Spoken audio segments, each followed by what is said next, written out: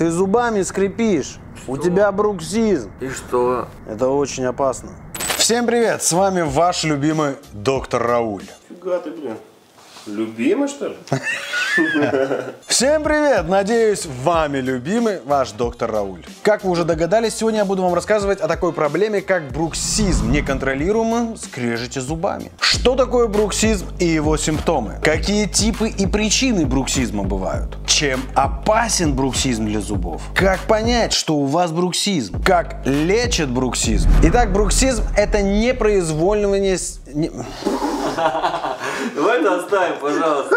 Итак, бруксизм – это непроизвольное стискивание челюстей, спровоцированное самопроизвольным сокращением ваших жевательных мышц. Понятно?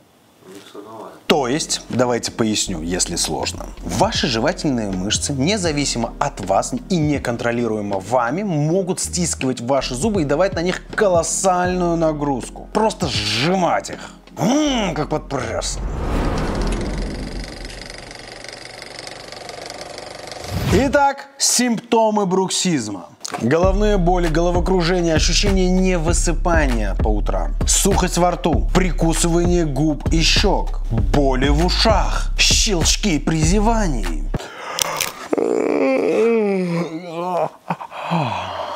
Ой, так? Какой-то странный... А знаете, почему это волнует стоматологов? Из-за бруксизма у вас могут разрушаться ваши зубы, представляете? Скалываться эмаль, а самое главное, скалываться керамика. То есть вы отпротезировались, поставили коронки, виниры, но при этом у вас бруксизм. Представляете, буквально через месяц все может превратиться в труху. Реально? Через месяц? Ну ладно, чуть дольше, но в труху.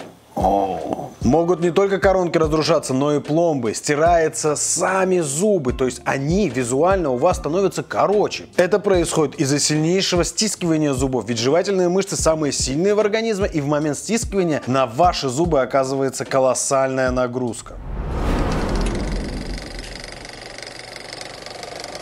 Существует два вида бруксизма. Есть ночной и дневной. Ночной бруксизм – это когда вы непроизвольно скрипите зубами по ночам. Наверняка тот, кто спит рядом с вами, это замечает. Это невозможно не заметить. Дневной бруксизм – это когда, например, при стрессовых ситуациях вы опять-таки можете даже не замечать этого, но начинаете сильно сжимать ваши челюсти. И опять-таки, что все время опять-таки? Давать нагрузку на ваши зубы. Опять-таки.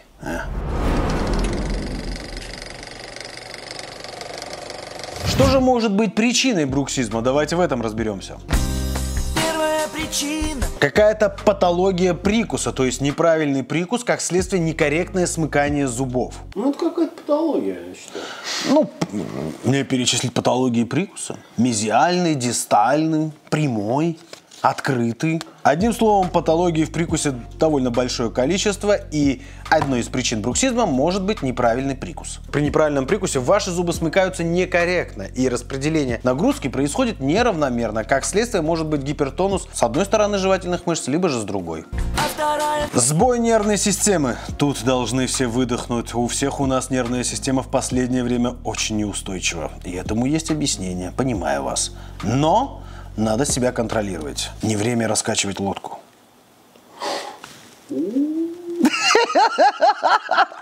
Из-за психологии, неврологии и всех вот этих переживаний и стрессов, которые мы испытываем с вами каждый день, а уж тем более включив Первый канал. Да хорош уже, блин, выруливай нормально. Что началось-то?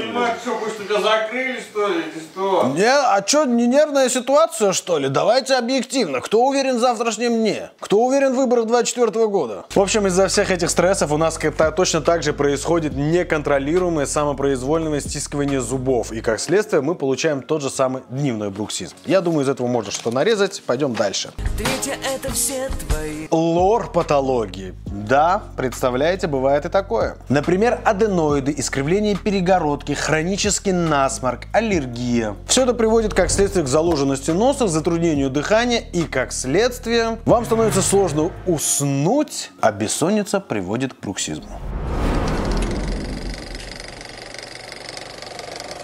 Казалось бы, доктор Рауль, при чем тут стоматологи? Вы говорите про неврологию, психологию. Представляете, мы в стоматологии теперь еще и психически лечим.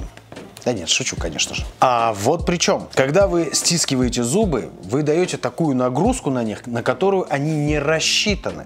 Не замечая этого, постепенно, как я уже говорил ранее, стирается коронковая часть. То есть визуально ваши зубы становятся короче, но и фактически они становятся меньше. Появляются микротрещины, сколы. Об острые сколы повреждается слизистая. Как следствие, вам нужно чаще менять пломбы, необходимо наращивать зубы, делать какие-то дорогостоящие сложные манипуляции в виде восстановления зубов с помощью ортопедии, виниров и коронок. Согласитесь, бруксизм довольно важная проблема, с которой может столкнуться каждый из вас. И при этом просто не обращать на это внимания. Так что бруксизм лечить необходимо.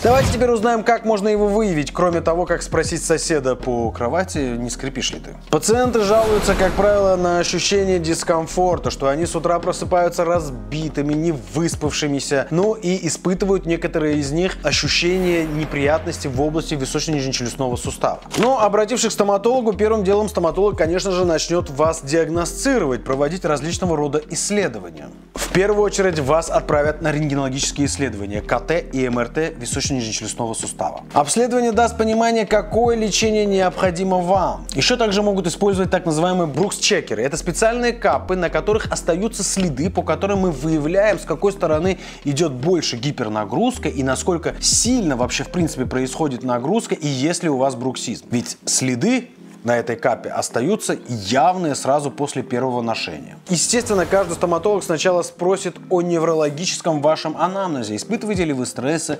переживаете ли, насколько сильно вы переживаете. И дальше уже будет происходить непосредственно исследование и диагностика. Ну вот мы и подошли к самому главному. Как же лечить бруксизм? Тяжело. Тяжело. Специалисты работают с психологическим состоянием с точки зрения фармацевтики, ну, то есть успокоительные какие-то, антидепрессанты, возможно, даже. Ну, не стоматолог вам назначит, но он плавно вас направит в это русло. Также параллельно обязательно делается разгрузка жевательных мышц. Это делается с помощью специальных кап, опять-таки, которые дают разгрузить вашу челюсть, не дают вам стискивать и давать нагрузку на ваши зубы, чтобы их стирать. Разгрузочные капы. Но кроме этого есть еще такая технология, когда мы, стоматологи, отправляем, например, косметологам и делают инъекции ботулотоксина, ботокса, в жевательные мышцы. Тем самым точно так же происходит ослабление этих жевательных мышц и снижается гипертонус. Но правда, надо понимать, что ботулотоксин это временное явление, и через 6 месяцев он просто-напросто исчезнет в вашем организме, и надо будет повторно делать очередную инъекцию. То есть это не лечение, а скорее профилактика бруксизма. А вот разгрузочные капы, они бывают абсолютно разной толщины и разного объема. Благодаря тому, что они являются изоляторами зубов друг от друга, они не дают возможности развития этим процессам, которые приводят к стиранию эмали. То есть они как блокаторы изолируют зубы друг от друга,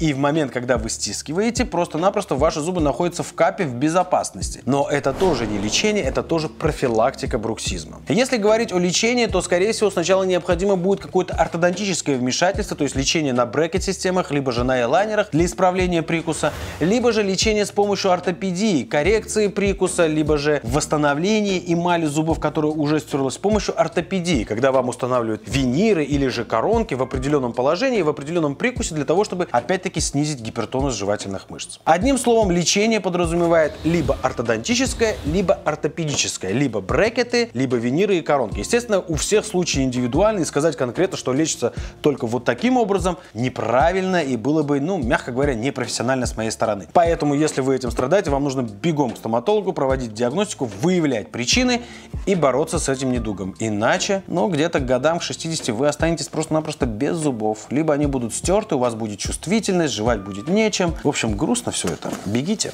Давайте подведу итоги. Бруксизм – это заболевание, которое лечится не быстро и, к сожалению, далеко не легко. Оно требует тщательной диагностики для выявления причины и еще более тщательного лечения. Но, безусловно, главное, что игнорировать бруксизм точно нельзя. Им нужно заниматься как можно раньше, чтобы в итоге не остаться просто-напросто без зубов. О чем еще хотели бы узнать, пишите в комментариях, ставьте лайки. Ну и, соответственно, до встречи в следующем выпуске. Пока!